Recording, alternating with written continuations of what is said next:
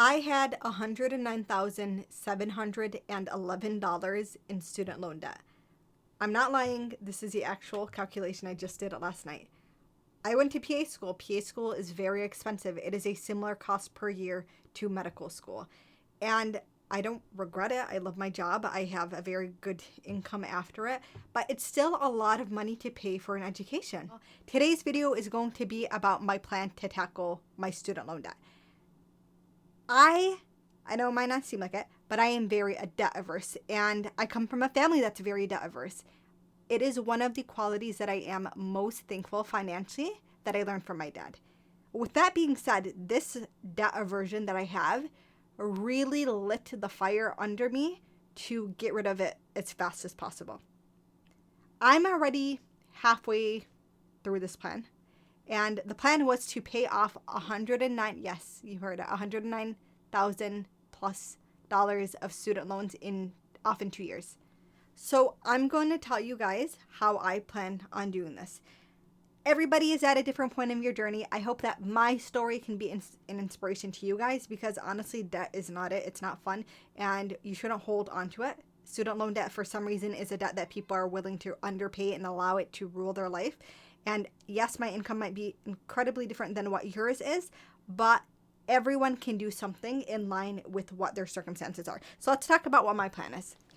So part one of my plan to pay off my student loans is maximize my highest income potential. And that would be my career as a PA. I make a good hourly wage. I made it a point to choose hourly pay instead of salary. In the medical field, very often you're staying over hours anyways, and I'd rather get paid for the time that I'm at work when I don't need to be. And so I tried throughout this time of paying off my loans to look for jobs specifically that had a high hourly wage, even if it meant that I didn't particularly enjoy everything about it. Now, I never did it at the detriment to my own mental health. I left jobs that I didn't feel were serving me, because at the end of the day, if I'm burnt out, tired, and anxious all the time, I'm not going to want to go to work. And if I don't want to go to work, I can't make money. And if I can't make money, then I don't have money to pay off my loans. So I was trying to strike a balance between the two. But the point is, that was what I put the most time into. Step two is budgeting weekly. I currently am budgeting weekly. And what does that look like? Well, it looks like two ways. One, I have a number that I do not let myself go over every single week. And for what my income is, it is a very, very low number, because most of my money, I'm not seeing it because I'm paying Uncle Sam so I can get rid of this debt. But I keep it really low. And, some weeks I'm paying a phone bill, and so it jumps up higher. And other weeks I'm having to pay a little extra on gas because I had to drive a bit more. The point is, the average of the month in each week is set to a certain number, and it cannot go above that number. So I will also, in order to make sure that I'm actually meeting that and maintaining that, go into each of my bank accounts, and I will pull out my phone, and I'll pull up another calculator on my laptop, and I will calculate every charge that I had on my credit card, every Zelle payment that I made, and I will add it all up and see how much it costed me that week. Budgeting is key to anyone who is trying to get out of debt. You cannot get out of debt in the way that you want if you are not budgeting. There were times when I would look at my bank account and be like, oh my God, I didn't even realize that I spent that much in 1 week. It's so easy to overspend, especially with credit cards. And now we have Apple Pay, and you just scan your phone and you don't even think about the fact that money, actual real money that you worked hard for, is coming out of your account. So I am forcing myself to have that level of accountability. And the nice thing about it is that I can see where most of my money was being wasted. And then I can start to think about, hey, are there ways that I can lower that cost? Are there ways that I can mitigate that cost? This third step is the most radical part of it. And I'm specifically doing it because that student loan forgiveness let us all down. And I let my guard down for a few months thinking we were going to get it.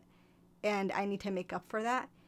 I'm going to be implementing from now until that month where it is my goal to have my loans paid off, which I don't want to say right now. I am going to be implementing no buy months. when I say no buy month, I mean it. Aside from paying my phone bill, my gas, and food, I will not be buying anything extra at all. And this honestly is something I used to implement previously as well. And it would work so well because you just don't realize how much you spend on stuff that you don't need. Now, there are two main exceptions to this. I have two friends who are very close and near and dear to my heart who are getting married.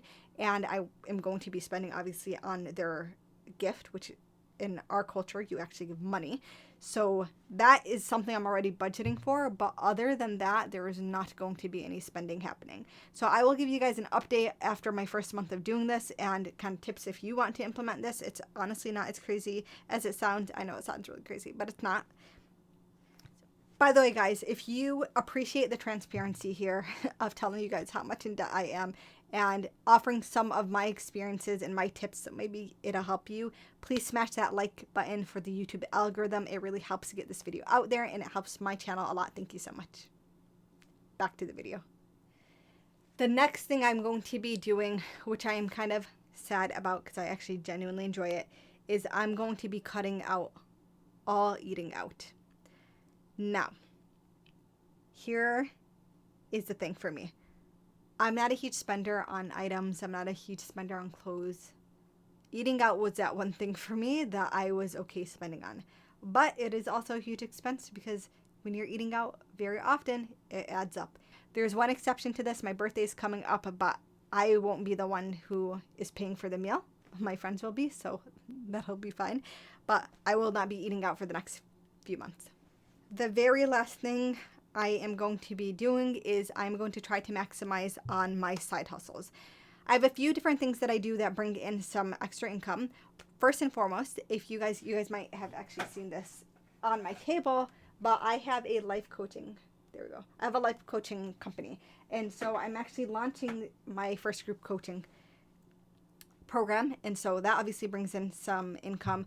I also proctor for a PA school, so I go and basically help with their examinations for their students, and I get paid for that hourly. Those opportunities are far and few between. They're very minimal, 2 hours maybe or so, but that's still income coming in.